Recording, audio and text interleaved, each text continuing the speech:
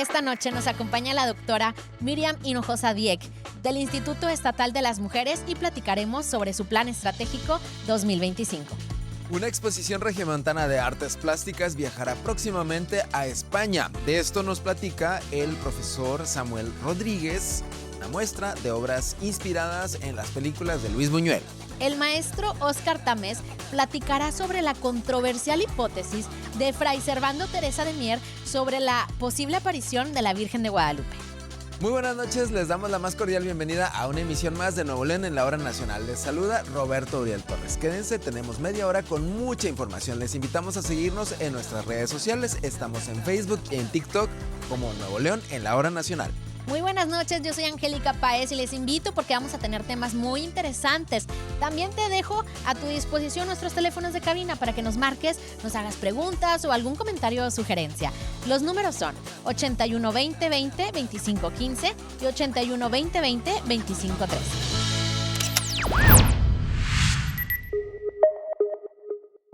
Seguimos con más aquí en Nuevo León en la Hora Nacional y recibimos con mucho gusto a la presidenta ejecutiva del Instituto Estatal de las Mujeres, Miriam Hinojosa Dieck. Buenas noches, ¿cómo está? ¿Qué tal? Buenas noches, Bienvenida. Roberto. Encantada de estar aquí contigo y con Angélica.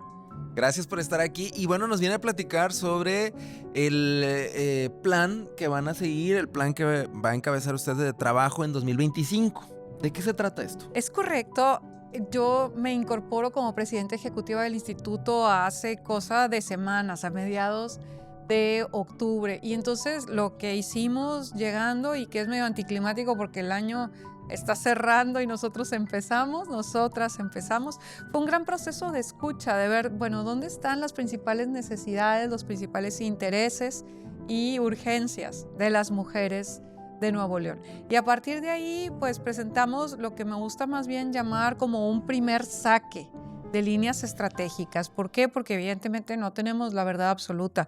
Queremos construir con la ciudadanía, queremos construir con los casi 3 millones de mujeres en nuestro estado, y entonces hemos puesto esas líneas ahí a su consideración, las ponemos a la consideración de todas y todos quienes nos están escuchando y viendo en este momento, para que también nos ayuden a enriquecerlas y hacer del instituto pues la mejor alternativa para apoyarlas. Antes de profundizar en que va a ser el plan del próximo año, que ya pues estamos a días, ¿verdad? Me gustaría explicarle a la gente que nos está viendo y nos está escuchando la diferencia. En resumen, o en unas palabras fáciles, ¿cuál es la diferencia entre la Secretaría de las Mujeres y el Instituto de las Mujeres? Es súper importante esto que señalas. A mí, más que hablar de diferencias, me gustaría hablar de cómo funciona este equipo, que somos la Secretaría de las Mujeres y el Instituto Estatal de las Mujeres. No podemos perder de vista que la Secretaría surge como respuesta a la crisis tan grave que tenemos de violencia hacia las mujeres. Y esa es la esfera a la que está dedicada la Secretaría. El trabajo en el tema de violencias es extraordinariamente demandante. Cada caso es diferente. Tenemos que acompañarlas desde un primer momento de denuncia, una primera aproximación, hasta lo que llamamos justicia restaurativa, es decir, cómo volvemos a las cosas al estado prevaleciente previo a esa agresión. Y lo que tiene el tema de violencia es que tiene, por la situación que vivimos, un foco importantísimo. Entonces, el modelo Nuevo León, ¿qué es lo que hace? Especializar a la Secretaría en este tema y permitir que el resto de las esferas de Beijing, porque aquí tenemos que hablar de la Conferencia de Beijing en 1995, que establece 12 esferas sobre las que tenemos que estar trabajando en el tema de mujeres, y violencia es una de ellas. Bueno, las otras 11 recargarlas en una instancia distinta, que es el Instituto Estatal de las Mujeres, que tiene una historia de mucho más largo aliento. El instituto está cumpliendo 20 años de existir. Entonces, todo este expertise que ha acumulado el instituto viene a apuntalar, a hacer ese equilibrio y permitir que no toda visibilidad que tiene el tema de mujeres se circunscriba al muy doloroso y muy necesario atender tema de la violencia, pero también tenemos que entrarle a toda esta parte que es la que nos va a permitir desactivar el contexto que hace posible la violencia hacia las mujeres, que no es otra cosa sino el patriarcado. A veces escuchamos de, ¿y por qué están en contra de los hombres? No estamos en contra de los hombres, estamos en contra de un sistema que se basa en la idea de que los hombres son de alguna suerte superiores o tienen más derechos que las mujeres. Y eso es con lo que tenemos que acabar. Tenemos que generar igualdad, no biológica, eso nunca va a pasar, igualdad de derechos entre mujeres y hombres. Igualdad de derechos, de oportunidades, de condiciones, de circunstancias. Y bueno, ahora sí platícanos del plan estratégico. ¿Cómo está conformado? ¿Tiene varias líneas de acción? Es correcto. La primera de ellas es lo que hemos llamado la República de la A. Y yo les comparto a las mujeres, sí, les comparto a las mujeres que nos escuchan que así de ambicioso es lo que estamos queriendo hacer, la fundación de una nueva república que por supuesto pasa por el lenguaje incluyente, por nombrarnos, porque lo que no se nombra no existe. Y cuando alguien nos dice, están exagerando, yo les doy como ejemplo el tema del sufragio femenino. En el Constituyente de 1917, lo que queda inscrito en la Constitución es que el voto es para todos los ciudadanos. ¿Y no nos nombra y nosotras nos quedamos fuera.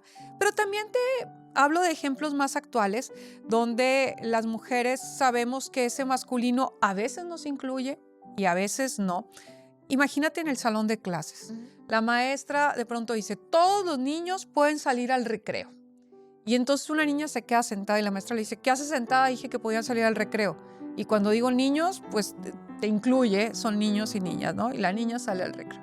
Regresan del recreo y antes de recomenzar la clase les dice, quiero que todos los niños que quieren ser parte del equipo de fútbol levanten la mano. Y esa niña levanta la mano porque dijo, niños me incluye. Y dice, ¿y por qué levantas la mano si estoy diciendo niños en masculino, ¿no? Entonces, nosotras vivimos siempre tratando de adivinar si ese masculino genérico nos está incluyendo o no. Es importante que seamos nombradas.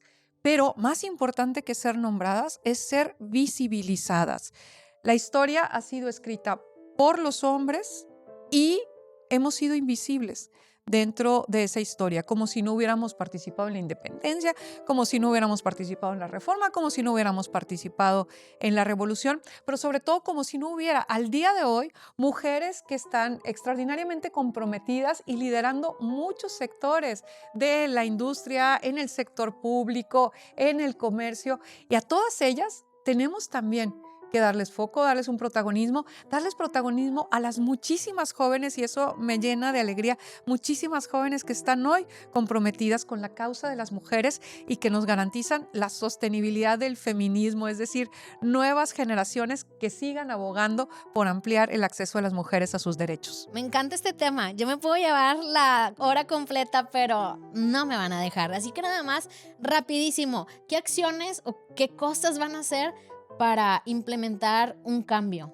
sobre esto que estamos hablando de la República de la A? Sobre esta de la República de la A, tenemos que garantizar que esta obligación que ya existe del sector público de comunicar con lenguaje incluyente efectivamente se lleve a cabo. Pero también tenemos que impulsarlo dentro del sector privado, que como no le alcanza esa obligatoriedad, tenemos que incentivarlos. Y creo que eso se hace haciendo alianzas con las mujeres líderes del sector empresarial para que nos ayuden a llevar ese campo tan masculinizado este tema. Y voy con una segunda línea estratégica que estamos proponiendo y que hemos llamado el tren, y a veces agregamos una D porque es también el trend del feminismo. Entonces, ¿cómo hacemos para que esto sea una locomotora que avance a toda velocidad?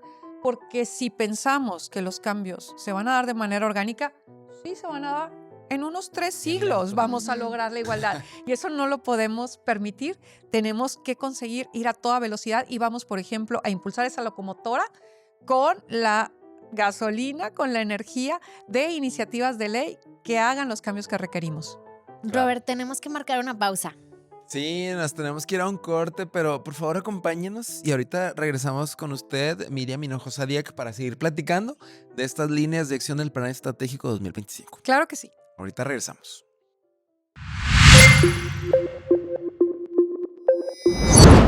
Gracias por continuar con nosotros aquí en Nuevo León en la Hora Nacional. Y hoy tenemos un invitado. Él es promotor cultural. Su nombre es Samuel Rodríguez y viene a platicarnos sobre una muestra muy importante que van a ser artistas de Nuevo León en Europa. Sí, va a ser en Europa, Sí, ¿verdad? en España, sí. ¿Cómo estás? Muy buenas Bien, noches. muchas gracias por la invitación. Bienvenido. Oye, pues cuéntanos de esta exposición, lo que tiene de especial, que para mí es muy especial, Buñuel. Luis Buñuel. Sí, ¿De qué se trata? ¿De qué va? Cuéntanos. Mira, Buñuel es como un ser que nos ilumina a todos, pero desde cuestiones muy terrenales. Entonces, personalmente, Buñuel a mí me hizo mucho bien porque me enseñó a que la mirada se puede dignificar, que la imaginación tiene una fuerza en la realidad. Entonces, eso a mí desde que lo descubrí a los 16, 17 años, me enseñó realmente la verdadera profundidad del arte. Entonces, siempre lo he tenido como en mi imaginario. Y ahora salió esta oportunidad de recrear su cine en pintura. Ok. ¿Y por qué en pintura si tú no eres pintor? No, yo soy escritor y soy profesor, pero también conozco la potencia del arte del norte de México. Y en Nuevo León lo que creo que mejor se hace personalmente, además de la música, es la pintura. Entonces hay un cuerpo de pintores, hay exposiciones de pintura cada semana. Entonces a mí cuando regresé de mi posgrado de España, precisamente de la Universidad de Granada, yo me di cuenta que había una potencia que no se estaba utilizando bien, que los pintores de aquí hacen muchas expos locales. Entonces me di a la tarea de formar un equipo de trabajo para llevar esta potencia del arte de Nuevo León a otros lugares. Ok. Pero cuéntanos cómo es esta exposición. O sea, ¿son pintores recreando obras de Luis Buñuel? Mira, tengo que decir la verdad, son pintoras. Ah, ok. Y nada más Puras mujeres. es un pintor, Ok. Eduardo Orona, y las demás son pintoras que tienen mucha trayectoria en la localidad: Margarita Rodríguez, Marcela García, Perla Mendoza, Eugenia Belden. No quiero olvidar a ninguna, entonces voy a Sí, dejarlo ahí. algunas de ellas. Pero el juego es que yo las conozco bien, hemos trabajado juntos algunos proyectos. Empezamos en un proyecto sobre surrealismo en marco. Yo doy clases ahí también, además en el TEC. Hicimos una reinvención de la obra de Leonora Carrington. Y a partir de ahí vi que teníamos mucho potencial y fuimos avanzando, fuimos generando estos proyectos. Hemos presentado en la Universidad de Texas, que es muy buena, en el Museo Internacional de Arte de Texas, y llegó la oportunidad con el Centro Luis Buñuel de Calanda, lugar de nacimiento de Luis Buñuel. Entonces, como cumple 125 años, se abrió un espacio. ¿Esto quiere decir que los pintores y las pintoras de Nuevo León tienen arte de exportación, talento? Totalmente. Que somos internacionales. Pero es que si no nos creemos eso, México es muy complejo, tiene una tradición artística muy poderosa. El centro de México, Oaxaca, la Ciudad de México, y el arte de frontera viene muy fuerte. ¿Dónde queda Nuevo León? Pues donde quiera estar Nuevo León. ¿Ves? Entonces tenemos que darnos orgullo a nosotros mismos, pero no hay tanto problema porque sí hay talento. Entonces quizá No faltan fingimos. algunas plataformas en Nuevo León. Ok. Y hay que buscarlas, pero estos proyectos han estado entrando muy naturalmente porque los directivos ven la obra, entienden el discurso y nos abren espacios. En Texas estuvimos 8 meses exponiendo en la Universidad de Texas. Iba a 4 meses la expo y se abrió a 8, de lo bueno que era. Esa expo se llama México, Crisis y Elevación, y es sobre la violencia y la resistencia en el norte de México. Luego se pasó al Museo Internacional de Arte, que está en McAllen, y dije, bueno, ¿qué más hacemos? ¿Qué más hay? Pues Luis Buñuel. Sí. Bueno, vamos de regreso justamente a esta Claro. exposición de Luis Buñuel. Entonces, se proponen ustedes para recrear las obras. ¿Qué salió de eso? ¿Qué es lo que tienen ahorita y qué es lo que van a llevar a Calanda, España? Bueno, yo hice un contacto con Jordi Schifra, el Ajá. director del Buñuel. Es una persona excelente. Nos trató con muchísima dignidad, debo decirle. Es un tipazo. Y había 4 obras de Luis Buñuel que ya teníamos hechas, porque hicimos uno que se llama Cine Mexicano, Pintura en Movimiento, que se presentó en Santiago, Nuevo León. Y a partir de ahí crecimos la expo. Yo conozco a las pintoras y a Eduardo. Entonces, les asigné una obra de acuerdo a su estilo. O sea, una película a cada quien. Exactamente, además las capacité. Hubo una capacitación en surrealismo, hubo una capacitación en Luis Buñuel y a partir de ahí va sola. Entonces no estamos interpretando el cine de Buñuel, lo estamos repronunciando. Estamos sacando una versión propia, pero no es interpretación porque entonces seríamos psicoanalistas y no queremos. Son artistas y necesitan representar la obra. En esta exposición solamente van a estar estos pintores y pintoras de Nuevo León o va a haber otros países participando. Mira, es que en este tipo de proyectos uno tiene que trabajar con la gente que le tiene ya mucha confianza. porque son proyectos muy importantes. Se va a celebrar el 25 aniversario del centro, el 125 de Buñuel y 100 años del surrealismo mundial, todo junto ahí. Entonces yo la verdad necesitaba trabajar con gente que sabía que podían dar la talla y fuimos seleccioné a 20. Pero no nada más hay pintura, hay ilustración y también hay dibujo para niños. Queremos atacar diferentes rangos de edad en la expo. Súper bien. Sí. Estas obras que ya crearon, ¿cómo son? Cuéntanos un Mira, poco de ellas. son algunas pintoras, por ejemplo, Iliana Tamés trabaja cubismo y Ok. trabajó Ensayo de un crimen, versión cubista. Ah, qué padre. Marcela García, que trabaja una mezcla entre simbolismo y expresionismo muy especial, El perro andaluz. Ok. Margarita Rodríguez, que tiene una muy buena muñeca, es muy precisa con el dibujo. Los Olvidados, que es realismo social combinado con neorrealismo y surrealismo. Es una película tremenda. Y así sucesivamente, ¿no? Perla Mendoza trabajó Bella de Día, que es un poco más simbolista. Toda esta fuerza de las pasiones en una sociedad reprimida. Bueno, entonces logramos una expo, debo decirlo, muy única, muy poderosa, que relanza los valores de una pintura en crecimiento total como es la de Monterrey. ¿Y cuántas piezas son? Son 17 pinturas, 3 Sí. ilustraciones, 2 dibujos. Está Jessica Kinish, que es una dibujante muy buena de Nuevo León. Hicimos un universo Buñuel. Las caras que lo influenciaron, está Buñuel tocando los tambores de Calanda. Está Benito Pérez Galdós, está su esposa, está su madre, está su padre, está Ramón Asín, está Lorca. Está así como es un universo Buñuel acompañando. Solo me lo podría imaginar, pero me gustaría escuchar tus palabras, que nos cuentes a la gente que nos está viendo y escuchando la importancia de que estas artistas y también el pintor pues participen en un evento tan grande e importante como este. Y creo que Nuevo León tiene que encontrar su lugar en el mundo del arte.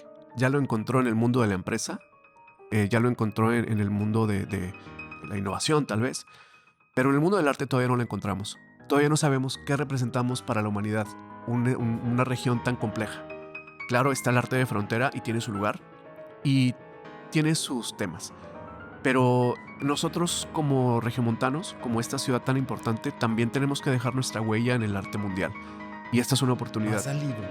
No ha habido una huella. No sé si tan afirmada. O sea, si alguien piensa en Nuevo Ni León, Alfonso Reyes. hijo, Alfonso Reyes es un gran escritor, Ajá. pero creo que sí hay otros que lo superan muchísimo, como Borges. Uno piensa en Argentina y piensa en Borges, pero Sí, claro. solamente alguien muy especialista piensa en Alfonso Reyes y lo Sí, relaciona con Nuevo ¿verdad? León. No, todavía no El llega a de ese aquí. nivel. Claro, masivo. tenemos este gran ejemplo de Ya no estoy aquí, por ejemplo, que sí fue un gran golpe. Pero bueno, el cineasta no es de aquí, por cierto. Sí, Solo el actor. solo el actor y la ciudad. Sí. Pero el punto es que yo creo que hay mucha potencia en el estado a nivel artístico, tanto musical, Pero no hemos dado Como- el gran golpe. a nivel artes plásticas está por llegar. También a nivel literatura, por ejemplo, está por llegar. Entonces creo que sí hay camino por recorrer, pero se hacen las cosas así, se hace camino al andar, como dice Machado. Pues ahí ¿Cuándo va andamos. a estar esta exposición? Mira, arranca el 22 de febrero, día de nacimiento de Don Luis, y termina en mayo. Y estamos planeando ir a la clausura. Queremos invitar a el cantante Pedro Morales a que nos acompañe para que dé un concierto, a llevar a los artistas para que lo conozcan y tal vez ver si la exposición tiene otro más recorrido en España. Pero vamos a mandar las impresiones. La obra se queda aquí por cuestión de aduanas. Entonces, a mí me encantaría que esta exposición la viera gente de Nuevo León Pues también. sí, Y estamos que se buscando exponga lugares. aquí. Sí. Y Pero por lo fíjate, pronto- tengo que confesarte que es más fácil meter obras a nivel internacional que Nuevo León, de No momento. manches. Es que Entonces- es parte de esto que hablabas ahorita, ¿no? O sea, Claro. tal vez el arte no ha tomado... No hemos sido tan conscientes, no ha tomado su Exactamente. lugar, ¿no? O sea, Hay como muy que es bonitos parte lugares. del ecosistema de Nuevo León que no permite también eso. Exactamente. Los filtros que pasamos allá fueron duros, pero siempre fue un avance. Ujú. Y cuando Y hemos aquí- querido colocar arte, estas expos aquí, siempre hay como más filtros sin sentido. Aquí no se ve el cómo sí, sino el cómo no. Exactamente. Suena a Claro. México. Y los directivos de la Universidad de Texas, súper dignos con nosotros, los del Museo Internacional de Arte, los del Centro Buñuel. Y entonces creo que es un llamado para los directivos que trabajan el arte en Nuevo León, que sean un De poco más instituciones. abiertos. Instituciones, universidades, empresas. Claro, hemos presentado en la biblioteca del TEC, en la biblioteca Magna, con magníficos resultados, pero nos ha costado entrar a los lugares institucionales de Nuevo León. A eso sí porque quizá, no sé si los directivos tienen mucho trabajo o les interesan otras cosas, pero ahí sí nos ha costado. Pero no importa porque tenemos el mundo. Claro. Claro. Bueno, muy bien. Muchas gracias, Samuel. Un placer. ¿Puedo dar mis redes? Para Sí, por que favor. ahí va a estar moviéndose el proyecto Samuel Rodríguez Diciembre. Si eres pintor y no sabes qué hacer con tu obra, échame un grito y podemos trabajar. Qué orgullo. Gracias. Gracias por estar con Placer, nosotros. muchas gracias.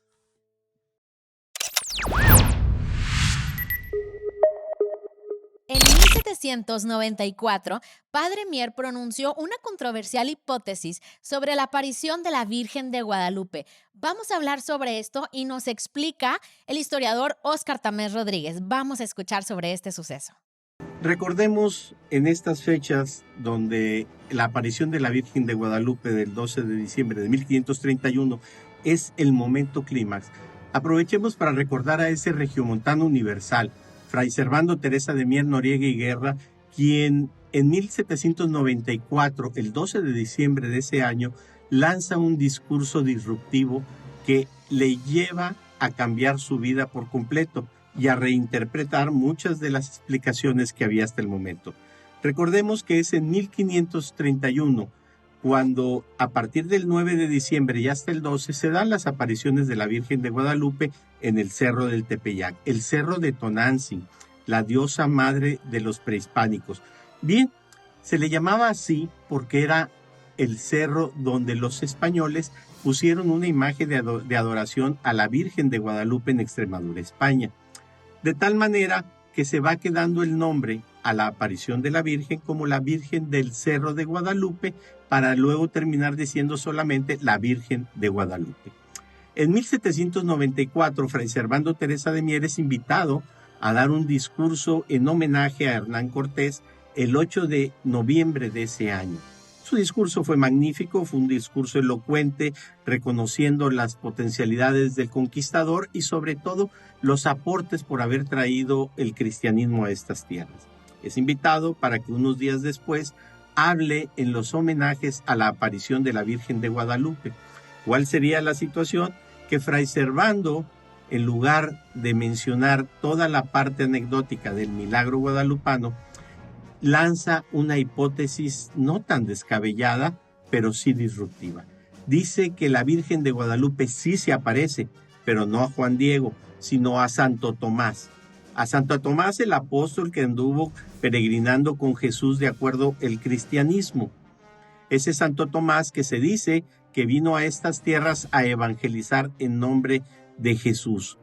Ese Santo Tomás al que, según los pueblos prehispánicos, lo vinculaban con el Quetzalcóatl, el dios barbado blanco que llegó caminando por las aguas y que de la misma manera se fue luego de enseñarles a cultivar la tierra a los indígenas, que prometió regresar un día. Bien, la Virgen de Guadalupe se le aparece en la tilma, sí, pero en el vestuario de Santo Tomás. Es lo que proponía Fray Servando Teresa de Mier. Por supuesto, el mensaje es disruptivo y es terrible para los españoles, quienes estaban en este continente con el permiso papal. Hay que señalar y hay que recordar que en ese entonces el papado era un poder por sobre el poder de los reinos en Europa.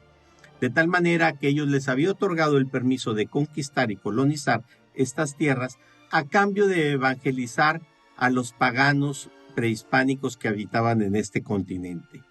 Con el discurso de Fray Servando y afirmando que Santo Tomás es quien trajo el cristianismo a estas tierras, se acababa la misión de los españoles. Ya no tenían por qué estar aquí, puesto que no eran paganos, sino cristianos ya evangelizados. Esto, por supuesto, que molesta a la cúpula de poder española, porque entonces se acaba la presencia de ellos en tierras continentales. La consecuencia es que Fray Servando será desterrado, será llevado encarcelado a España, a Europa, y en esa estancia su pensamiento va a transformarse. Por el momento, lo importante es entender que Fray Servando no desconoció el milagro guadalupano.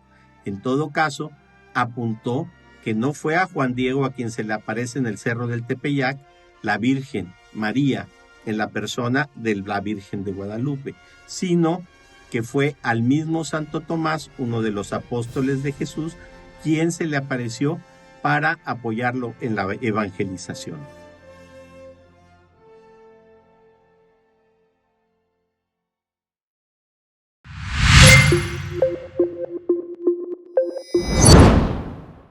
gracias por seguir en sintonía de Nuevo León en la Hora Nacional. Qué bueno que se quedaron porque tenemos mucho que hablar y nos encantan estos temas.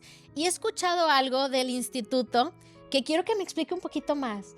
¿Qué es eso de Yeminay? Lo dije mal tal vez, pero explíqueme. No, pues nosotras mismas estamos todavía construyendo el nombre, pero lo que hemos llamado la operación Yeminay o Yeminay tiene que ver con cómo llevamos la igualdad y el respeto a los derechos de las mujeres a la inteligencia artificial y en general a todo aquello que tiene que ver con lo digital y con el mundo virtual. Acabamos de escuchar historias muy terribles de cómo la inteligencia artificial está siendo utilizada para violentarnos. Y lo que pasa es que si no tomamos medidas ahí, todas las violencias y toda la discriminación que ocurre en el mundo tangible, lo único que vamos a hacer es extrapolarlo al mundo virtual. Entonces estamos aprendiendo sobre ese tema, queremos difundir información al respecto para encontrar vías de acción que nos permitan impedir que esto ocurra. Pero más importante aún, algo que ya vemos muy tangible en nuestra cotidianidad es la discriminación que deriva de la brecha digital. La brecha digital juega en un tema socioeconómico porque tenemos menos recursos, por ejemplo, para acceder a Internet, pero juega sobre todo en lo que tiene que ver con la diferencia de edades. Por ejemplo, mi generación hacia atrás tiene serias dificultades para llevar toda su tramitología en línea. Y ahora tanto instancias públicas como privadas te exigen que sea así. ¿Y qué es lo que pasa? Que eso permite nuevamente un rezago que ya habíamos logrado abatir con respecto a las mujeres. Entonces estaremos trabajando en ello. Otro asunto muy importante es que el contexto influye mucho en lo que creemos que son decisiones libres, pero a veces no son tan libres. Son las ideas preconcebidas, las construcciones culturales que nos llevan a tomar decisiones tan importantes como, por ejemplo, la carrera que vamos a estudiar, la profesión a la que nos vamos a dedicar. Y muchas niñas han sido criadas en ese contexto donde tu vocación tiene que ser de cuidadora, tiene que ser de maternar, y entonces eso las lleva necesariamente a carreras que están en el ámbito, por ejemplo, de las humanidades. Sí. O de la psicología, y no es que sean malas opciones, siempre y cuando estés tomándolas libremente e informada. Pero sí hay un problema fundamental, y es que son carreras que pagan menos que las ingenierías.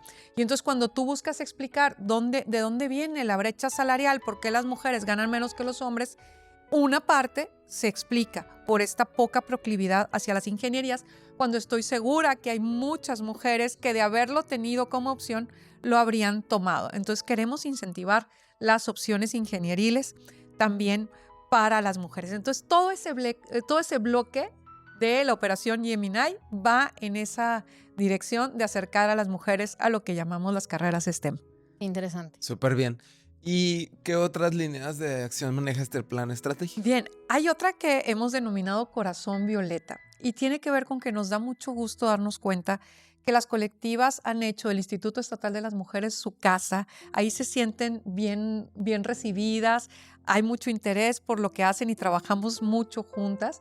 Entonces queremos fortalecer esa parte. Estamos trabajando en crear un espacio dentro del instituto para que las colectivas puedan reunirse ahí, que no tengan que estarse juntando en cafés o en lugares ahí al azar, sino que puedan tener en el instituto las herramientas y los espacios que les permitan trabajar. Pero también que toda esa sabiduría, todo ese conocimiento que ellas han ido generando a través de su trabajo asociativo, pues pueda enriquecernos a todas. Entonces estamos creando una serie de presentaciones, una serie de conferencias que se llaman Las Feministas Hacen Escuela, que van a ser albergadas en el Auditorio María Elena Chapa del Instituto Estatal de las Mujeres, donde serán las propias líderes e integrantes de las colectivas las que pongan al servicio de la comunidad en general toda esta visión que tienen sobre la igualdad entre mujeres y hombres. Se llama así porque evidentemente las colectivas son el corazón que hace latir el instituto. Y por eso le llaman en la casa de las colectivas, ¿verdad? Es correcto, y ese nombre se lo pusieron ellas. Oh. Ellas así lo sienten y nos da muchísimo gusto. Quisiera que no se nos vaya el tiempo sin hablar de otro asunto muy importante, que es una esfera de esta conferencia de Beijing que les hablaba con 2 esferas, una esfera particular y de mucho interés para nosotras, que son las niñas. Se nos olvida que las niñas también son mujeres. Y aunque hay instancias en el sector público encargadas de trabajar con las infancias y las adolescencias, a quien le toca el trabajo específico con quienes de esas infancias y adolescencias son mujeres, pues es al Instituto Estatal de las Mujeres. Entonces queremos poner un foco ahí, queremos empezar, por ejemplo, a hablar de cómo lograr una menstruación digna para nuestras niñas, por lo menos su primera menstruación, que ocurra en un contexto que las acompaña, que ocurra cuando estén informadas, que tengan un kit básico de higiene para recibir ese primer momento, para que no resulte un asunto traumático, porque les doy un dato muy importante: 43% de las niñas se ausentan de la escuela durante su periodo. Eso no puede pasar. Cada niña que se ausenta de la escuela es un riesgo latente de deserción y no lo podemos permitir. ¿Y cómo van a dar esa información? ¿A través de las escuelas? Vamos a empezar a pilotear un curso. Queremos ver qué tal funciona, cómo lo mejoramos, y vamos a estar trabajando en conjunto, por supuesto, con el área de género de la Secretaría de Educación, pero también con la CIPINA, que está a cargo de la atención a todas las infancias, para ver cuál es la mejor manera de llegar con esa información y con ese apoyo. Súper bien, pues una amplia labor que se está empezando a hacer en estos momentos. Digo, además se le da seguimiento a lo que históricamente se ha hecho por parte del Instituto Estatal de las Mujeres, pero las ideas que ahorita está tratando de imprimir, pues la verdad, frescas, importantes. Nos encanta que nos venga a platicar de esto. Y pues gracias por habernos acompañado para hablarnos un poquito de lo mucho que están planeando para 2025. Muchísimas gracias a ustedes. Gracias, es Miriam Hinojosa Díaz, presidenta ejecutiva del Instituto Estatal de las Mujeres. Continuamos en Nuevo León en la Hora Nacional.